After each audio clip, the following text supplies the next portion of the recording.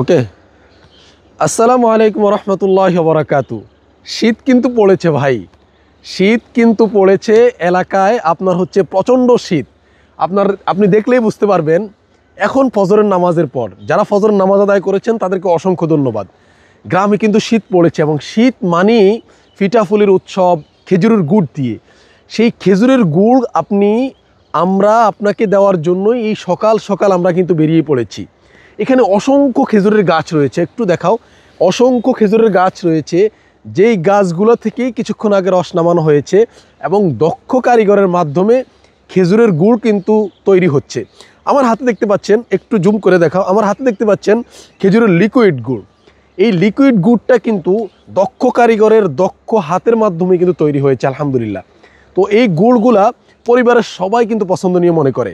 আর শীতের সিজনে মানুষের বেশিরভাগই শারীরিক দুর্বলতা থাকে। শারীরিক দুর্বলতার জন্য, শরীরকে ইনস্ট্যান্ট এনার্জি দেওয়ার জন্য গুড় কিন্তু খুবই উপকারী। খেজুর যেমন উপকারী, খেজুরের রসটাও কিন্তু তেমনই উপকারী। সকলেই আমাদের কাছে খেজুরের গুড় যদি নিতে চান, আপনারা যারাই নিতে চাইবেন, আপনারা যারা আমাদের পেজের ফলোয়ার আছেন, অবশ্যই আপনাদের জন্য ভালো একটা ডিসকাউন্ট থাকবে। শীতের এই সকালবেলায় আপনাদের সবাইকে জানাই অসংখ্য ধন্যবাদ এবং অভিনন্দন। এই শীতের সিজনটাকে গড়িয়ে তুলুন আপনার নিরাপদ খাদ্যের তালিকায় খেজুরের গুড় দিয়ে। সকালের নাস্তা এবং বিকালের নাস্তায় পিঠাপুলির উৎসব রাখুন আমাদের এই খেজুরের গুড়ের মাধ্যমে। তো আজকে এই পর্যন্তই নিলাম।